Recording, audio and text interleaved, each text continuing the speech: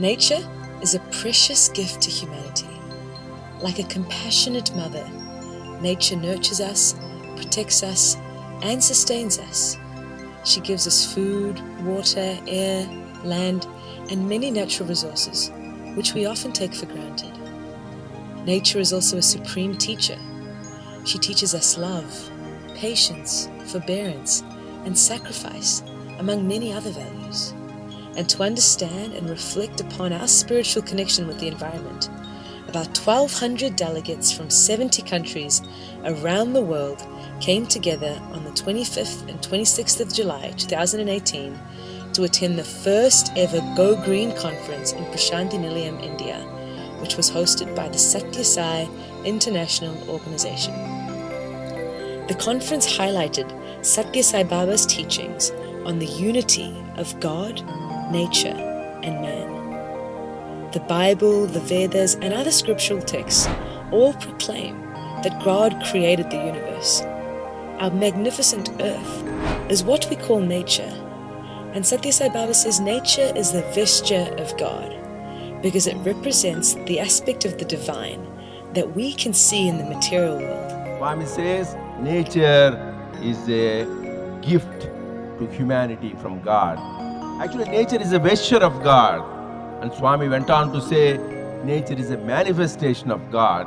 Ultimately, he says, nature and God are one. We have a responsibility to revere, appreciate, and learn from nature. However, our actions as a collective show no awareness of the sacred relationship between God, nature, and man. To feed and house our increasing global population, we're choosing to cut down more and more forests, which in turn has led to the devastation of ecosystems and natural habitats for many species of animals and plants. We're using dirty forms of energy, burning coal, oil, and natural gas for power and heat, which is a massive contributor to air pollution and climate change.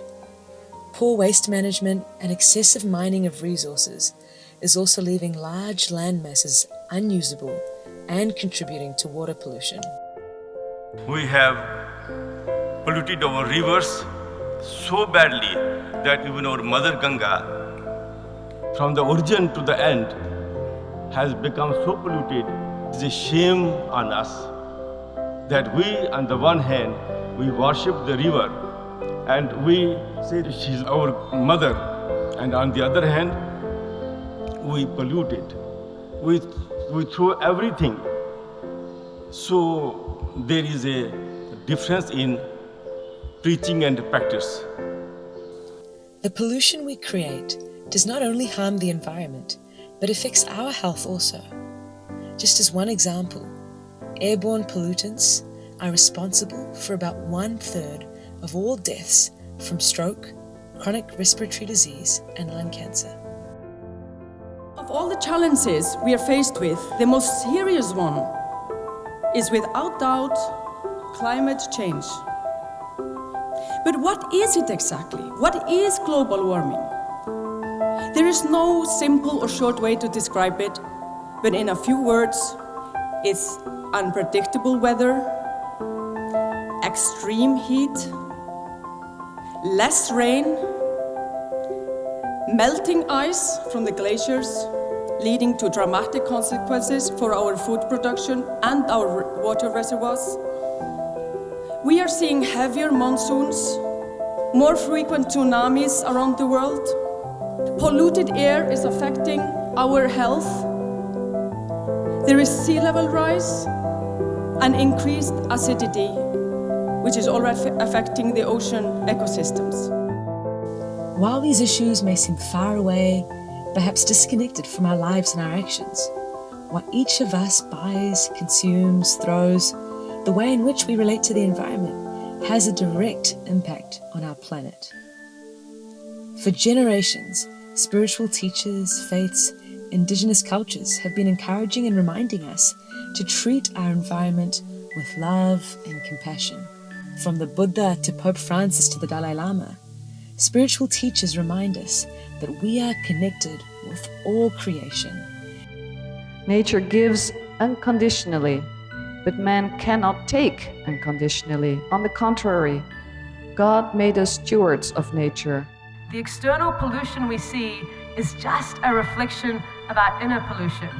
We have to get out of the mindset that the problem is out there and the solution is out there in some technology, some government, and some business, and realize the problem is in here and the solution starts with us.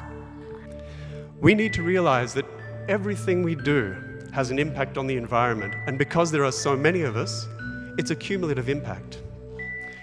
Each of us therefore needs to reassess our thoughts, our desires, our habits, and the things we accept as just normal in the light of Sathya Sai Baba's teachings on God, nature, and man. There are two specific teachings Sathya Sai Baba has given us that can help us in our daily lives.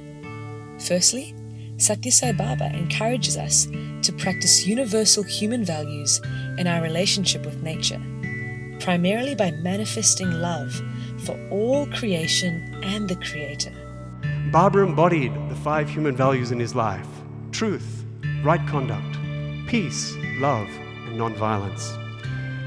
Those same human values, he said, are inherent in each and every one of us, but mankind has neglected them. Without the basis of these human values, mankind's actions and attitudes have descended into the selfishness which is causing the environmental degradation and destruction we see in the world today. The antidote to this selfishness is love, because love is selflessness. Man is part of society. Society is part of nature, and nature is part of God. And the underlying kingpin that holds the whole thing together is love. If you think with your head, you'll think money. You'll see rupee signs, dollar signs. Think with your heart, then you'll think love. Love and selflessness make it easier to practice the second teaching that Sathya Sai Baba has given us, placing a ceiling on our desires. This is about placing a limit on how much we consume, choosing to consume responsibly, and being careful not to waste water, energy, food, or any resource that we have been given. Putting a limit on our own desires not only leads to a healthier planet, but also a simpler, happier, and healthier life. So let's start with a question asking ourselves, is my action or inaction in any way benefiting or harming the environment? And if I don't know the answer to that question, do research, ask around. And I think by doing that, we'll become more sensitive and we'll also gain the knowledge we need to effect behavioral change that will result in us creating an environment that is better not just for us, but for generations to come. The Sathya Sai International Organization is committed to promoting environmental harmony. The Sai Organization's environmental vision is for us to realize our interconnectedness and interdependence with nature, to live in harmony with nature, using her resources sparingly, using them with reverence and gratitude. The SSIO is active in over 120 countries. Over the years, the organization has engaged in numerous initiatives to protect the planet. These include a young adult-led initiative called Serve the Planet, education programs for children and adults alike. We have engaged in e-waste collection and initiated a worldwide mobile phone recycling program. We have organized public outreach projects to raise environmental awareness. Members of the organization have planted trees for reforestation, started organic vegetable gardens, and cleaned up forests, parks, riverbeds, and beaches. These initiatives have been undertaken in Australia, Argentina, Azerbaijan, Bahrain, Germany, Ghana, Nepal, Poland, Russia, South Africa, Fiji, and the USA, just to name a few. The organization has also undertaken various solar projects. In fact, a recent project launched in India is the largest solar project in the entire country by a public charitable trust. These programs seek not only to reduce the organization's own ecological footprint, but also to inspire others to consume less and conserve resources. Now, if each one of us can deepen our love and respect for nature, live a more environmentally conscious and sustainable life, and choose to lead by example by taking action in our homes, our workplaces, and our communities, there is no doubt that our cumulative efforts can restore balance in nature and enable us to live in harmony with our planet. The Earth is our precious home. It is our Mother Earth, and it is time that we restore her to her majestic best.